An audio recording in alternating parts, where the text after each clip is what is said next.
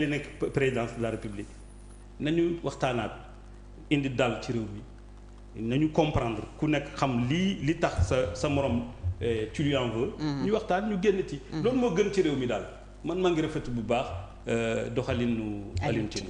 Très bien Adama dégg nga analyse u Tamba Dansokho ci dialogue bi Alioune Tine bëgg diggante président Macky Sall président Bassirou Diomaye Faye ak premier ministre Ousmane Sonko dégg nañu réaction Waly Diouf Bodiang mu mel ni kuy ironiser ne ko ñu nangu nañu demal wax ak moom lu mu la wax nga ñëw wax ñu ko est-ce que yow tey aussi gis nga opportunité wu dialogue boobu am mais également Tamba Dansokho def na un lien entre waxtaan bi Alioune Tine bëgg ak li xewoon diggante ñett ñooñu ba ñi jiite réew mi tey nekkee prison. Est-ce que tu as vu ce lien waxtaan am.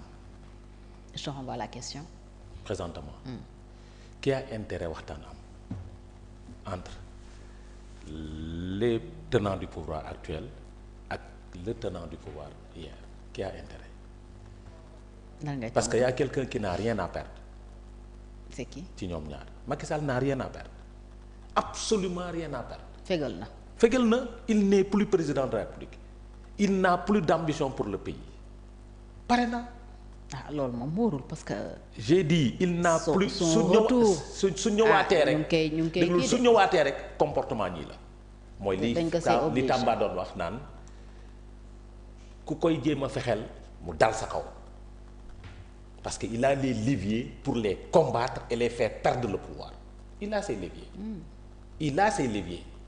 Donc ki am intérêt ñëw toog waxtaan ak moom ce sont les tenants du pouvoir actuellement parce que ñoom ñoo am lu ñuy ñàkk ñoom ñoo war a defal réew mi ñoom ñoo war a transformer systématiquement ce pays là. ñoom ñoo soxla ñoom ñoo yor ay. ñoom ñoo bëgg jàmm am ñoom ñoo soxla la jàmm la paix c'est-à-dire paix bi nag du bal yuy tàkk de déedéet coow li du bal yuy tàkk. coow li du ay manifestation non guerre booboo gën a garaaw fuuf xeex booboo gën a garaaw fuuf xeex bi ñuy gis ci mbedd mi nii moo tax quand le président a parlé la dernière fois ba cité loolu ma ne la amaat ñu dégg Bourgi ñu dégg Alioune Tine loolu moo tax ma toog fii ne la c'est un appel du pied du président de la République parce que il a compris les enjeux. Waaw parce que su waxee loolu noonu amaat Alioune Tine du wax loolu. Si le président n'avait pas dit que yëg naa li muy def ci suuf Alioune Tine du génn wax ne il faut ñu waxtaan. parce que dañu bokkoon ci facilitateur yu démb yi. Très bien dañu bokkoon ci facilitateur yi. démb yi donc ça nous renvoie toujours. très bien au supposé protocole. protocole bi nga xam ni waxtaan bi amoon na. parce que Alioune Tine aussi quoi qu'on puisse dire il était au cœur pas au début mais il était au cœur de cette affaire là pas au début nag. pas au début. parce que au début c'était pas Alioune. Après la ñëw. après parce que su demee ba réew mi toll fii. ba président de la République wax Alioune bi nga xam ne daf ci bokkoon danaan déet balaa ñuy def dialogue national ñoom nañu waxtaan ba pare. Maintenant qu'est-ce que le pouvoir actuel les tenants pouvoir yi nii lan la ñu def ba Macky Sall agir lan la ñu def ba Macky Sall taxaw parce que Macky Sall dafa ne woon bëgg leen gêner moo tax muy dem bëggu leen yàqal dara moo tax muy dem élection jot na pour bañ coalition am tas mu nekk tête de liste amoon possibilité ñëw ñu toog di ko menacer di yàq deram di ko traiter de tous les noms. mu toog jàpp njàmburam. Maintenant qu'est-ce qu'ils ont fait pour que waa ji agir parce que waa ji ni mu agiré dafa def nii rek mbagg rek la yëngal. Macky Sall. Je t'assure non pour dire vrai hein parce que c'est-à-dire bés boo ko sous-estimé mu sànk la parce que c'est un scientifique il est froid.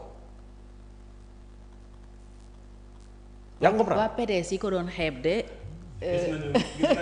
ci traque des miens dama ne moo tax à la fin xàmmeetuñu ko woon. moo tax ma ne la ñoom suñ ko jéemee xeeb présentement c'est-à-dire ils ont beaucoup plus besoin de Macky Sall que Macky Sall en face d'eux te du ñoom sax Sénégal moo soxla Macky Sall par rapport à ses relations par rapport à ses entrées parce que Idriss Seck wax na ko fii avant les élections présidentielles boobu voté guñu mu ne képp ku gañ réew mi da nga war a jël Macky Sall def ko sa partenaire def ko sa conseiller parce que nag dafa liggéey carnet d'adresse bii mu am.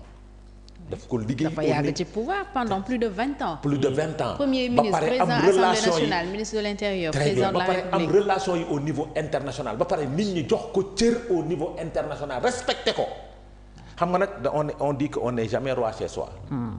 Sénégal prophète chez soi. voilà on n'est jamais prophète. on chez n'est jamais soi. prophète chez soi. fii Sénégal la ñuy xale bee Macky Sall te du sénégalais yëpp mais su demee bitim réew xoolal ni ñu koy tàddagalee xoolal ni ñu koy teeroo yow nga jàpp ni en tant que tenant du pouvoir nga doog a ñëw tu n'as pas besoin de celui-là tu as besoin de celui-là parce que moom day ubbi ay bunt président Macky Sall dafa mën a ubbi ay bunt pour le compte du Sénégal au début ba ñuy doog a accéder au pouvoir neexoon na jox nañ ko avion dem banque mondiale affaire yi taga témme ñu woo ko mu ñëw décanter la situation maintenant qu'est-ce qui s'est passé entre-temps ba ñoom ku jóg rek tirer sur moom ku jóg rek ne dañ koy traduire devant la haute de la justice ku jóg rek laal ay bokkam laal ay nit yoo xamante ni je vous dis ici dans l'ancien régime am na ci ñoo xamante ni ca waxtaan ba kenn waru leen woon laal. ah bon. te laal nañu leen tey. xaw ma ndax laal nañ leen ou pas. information ko day mat. mais li ma soo wax daal xamee ne am na ñu ñu war a woon laal xam nga ndax laal nañ leen tey ou pas. dama ne xam nga quand le président se sent trahi su Macky Sall tenté taxawee ne dañ ko trahir dañ ko war ba nit ñi ne dañu war a waxtaan c'est parce que y a problème. gis nga ca waxtaanu démb ba parce que Macky Sall sañul taxaw fenn day trahir les secrets des discussions xalaatu ko xelam xalaatu ko. du ko def te il détient des preuves qui lui permettent man maay wax il détient des preuves qui lui permettent suba su coow amee mu génne ko. des preuves contre ñi jiite tey. mais attends saa yi gis nga waxtaan du ci ay kàddu rek de. du ay kàddu ñu tënk de est-ce que demuñu ba bind signé est-ce que demuñu ba bind leneen est-ce que demuñu ba def leneen suñu demee ba ci biir nit ñi sentir ne affaire bi soppeeku na ñi ngi dem ñi ngi activité cour de la justice contre le président Macky Sall cour de justice.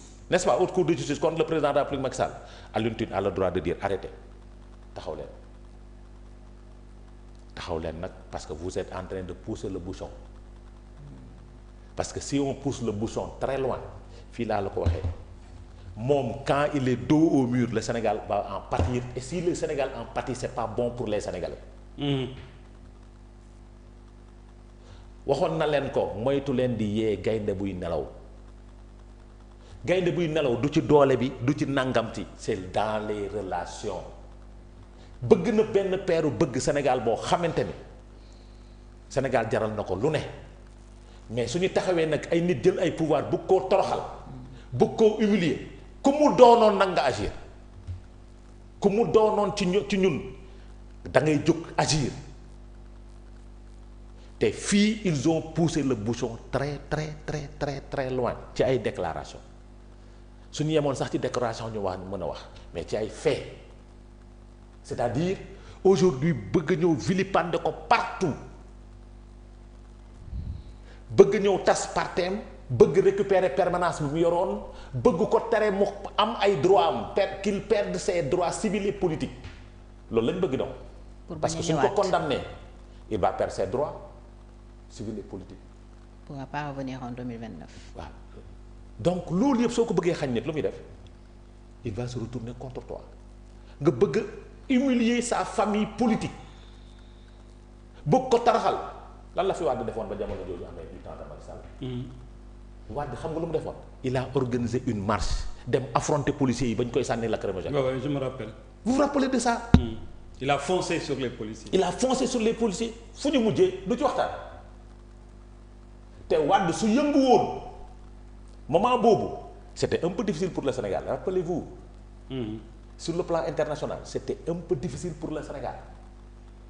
il a fallu waxtaan am diggante bi xaw a tarax yàlla tax pour Sénégal mën a avancer tuuti seetlu leen bu baax li ma leen wax fii Sénégal diggante Wade ak Macky Sall ba muy tàng jër xool leen économie réew mi fu mu tolloon. parce que metti woon nag période boobu c'était entre 2012 2013 2014 seetlu leen bu baax période boobu. jamono yi traque des biens mal acquis bi. très bien boobu metti woon nag trop pour le Sénégal xam nga lu waral loolu les relations de Macky Sall de Wade il avait de très bonnes entrées au niveau de l'Émirat, au niveau de la Chine, au niveau international, au niveau de l'Europe et des États-Unis affaire bi dëgër saa yi dañ koy waxtaanee suñ ko waxtaanee mu bàyyi un peu de l'est Sénégal gis ci boppam. jouer facilitateur. Maintenant, donc c'est un peu ça l'essence du dialogue. c'est-à-dire l'essence du dialogue bu ñuy wax entre ñoom ñaar. C'est jouer les facilitateurs mais nag Macky Sall n'acceptera jamais de dialoguer couteau sur la gorge jamais au plus grand jamais parce que nag du nangu mukk ñu tër ko teg paaka di ko rey. Sonko tamit loolu la waxoon de. waaw moom laa wax du ko nangu te daf koo def mais après ba mu ko defee lu mu fu mujj fu Sonko mujj. En prison est-ce que dégg nga gis ngeen dëkk bi yëngu ba mu duggee prison fu mujjee du waxtaan. parce que nag c'est Macky Sall su demee ba république bi nar a nekk à genoux il reprend la république faire respecter les droits yóbbu ko en prison suñuy waxtaan ñuy doog waxtaan mais fii. manifestation du fi am Sénégal du am taal la Lacrymogène du fi am mais suñu continuer nii xeex bi nar a am moo gën a metti manifestation nangam sangam. gis nga la guerre économique la guerre diplomatique moo gën a garaaw fuuf. une guerre froide quoi. c'est une guerre froide maintenant nag guerre boobu arrangé wul Sénégal arrangé wul les tenants du pouvoir moo tax la réponse ironique de Waly Diouf Bodiang du ma ko déglu. parce que dialogue boobu waxtaan boobu dafa am ñu ko bañ dafa am ñu koy bañ et je suis sûr et certain que le président de la République bañu ko. waxtaan bi indi ñoom ñu génn prison. déedéet waxtaan bi waxtaan bi Alioune Tine bëgg. dama ne Bassirou Diomaye Diakhar Faye dama la ne je suis sûr et certain ni bañu ko. bañul wax ak Macky. déedéet. Sonko. peut-être mën na ko bañ parce que Waly Diouf moom ak Sonko moom ñoom.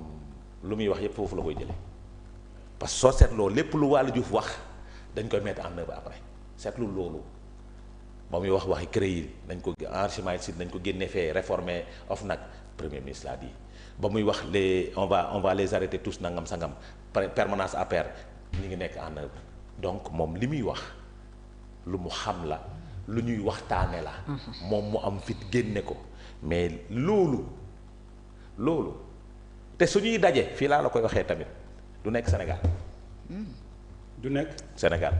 waaw dialogue bitim réew de yàgg naa am. suñuy waxtaan. du fii la ñuy waxtaanee. te wax naa la sànq nee naa la am na une haute autorité bu dem bitim réew di waxtaani loolu pour ñu wax ak Macky Sall. di wax ak Macron. di wax ak Macron pour mu wax ak Macky Sall parce que Macron suñu waxee ak Macron ba pare day wax ak Trump suñu waxee Trump ba pare day wax ak diw day wax ak diw day wax ak diw pour ñu wax ak Macky Sall. waaw mais Adama président Diomaye tey bu buggee waxtaan ak Macky Sall yomb na ko. trop. parce que mën na ko woo léegi su ko soxla.